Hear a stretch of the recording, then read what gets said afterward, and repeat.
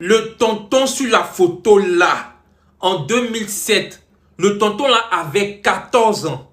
Et un jour, un après-midi, le tonton là a dit à ses parents qu'il va jouer au ballon, comme les enfants de son âge. Les parents ont dit d'accord. Le tonton est parti jouer au ballon. Dans la tête des parents là, leur enfant est allé jouer au ballon. Le soir, il va rentrer à la maison. Le soir est arrivé maintenant. Leur enfant n'est pas rentré. Les parents ont commencé à chercher leur enfant. Ils sont allés où l'enfant a l'habitude de jouer au ballon là. Ils ne l'ont pas trouvé. Ils ont commencé à fouiller dans le quartier. Ils ne l'ont pas trouvé. Ils sont allés dans les hôpitaux. Ils ne l'ont pas trouvé. Ils sont allés à la morgue.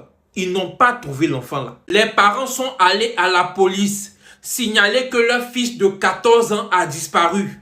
Les policiers à leur tour ont fouillé. Ils ont cherché. Ils ont enquêté. Ils ont tout fait. Ils n'ont pas pu retrouver l'enfant. Les jours ont passé. Les semaines ont passé. Les mois ont passé. Ils n'ont pas pu retrouver l'enfant. Finalement, les policiers ont conclu que l'enfant là est mort.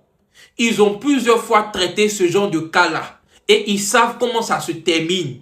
Donc, ils sont passés à autre chose. Ils ont abandonné l'affaire. Mais les parents ont refusé d'abandonner. Ils ont continué les recherches. Et pour pouvoir continuer les recherches, il faut des moyens. Ils ont vendu leur terrain. Ils ont vendu leur maison. Ils ont vendu leurs biens. Ils ont vendu tout ce qu'ils possédaient pour pouvoir trouver de l'argent pour continuer les recherches. Mais malgré tout ça là, ça n'a rien donné. Ils n'ont pas pu retrouver l'enfant. Et le fait de ne pas savoir ce qui est arrivé à leur enfant, ils n'ont pas pu supporter ça. Les parents là sont morts de chagrin dans la même année. Le père et la mère. Les parents là sont morts en espérant connaître un jour la vérité sur ce qui est arrivé à leur enfant. C'est comme ça que les années ont passé. 18 ans plus tard, en 2025, tout près là, le grand frère de l'enfant là reçoit un appel. Et celui qui est au téléphone lui dit, vous êtes monsieur tant tant tant? Il dit oui. Vous avez un frère qui s'appelle tant tant tant? Il dit oui, mais mon frère est décédé. On dit non, que votre frère est en prison.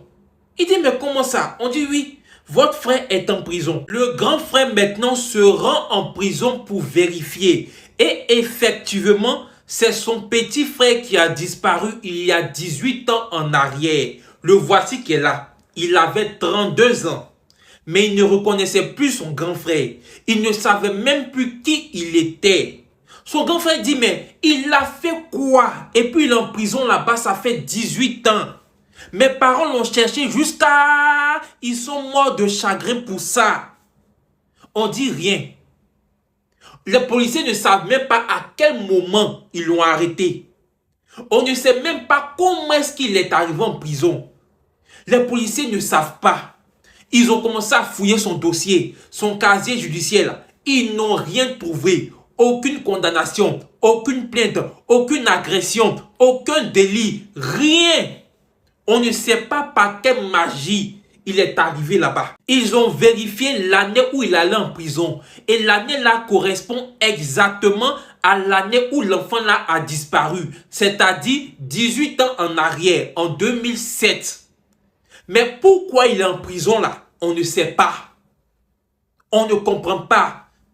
Personne ne peut expliquer. La police n'arrive pas à expliquer. La justice n'arrive pas à expliquer. Eux-mêmes, ils ne savent pas.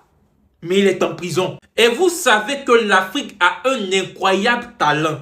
Peut-être que dans sa famille paternelle là, il y a un de ses oncles ou une de ses tantes qui a vu que s'ils ne font rien, l'enfant là va les dépasser. Donc quelqu'un allait fabriquer quelque chose là-bas dans le noir pour gâcher sa vie. Ou bien ça vient de sa famille maternelle. Sinon, à part ça là, on ne trouve aucune explication à ça.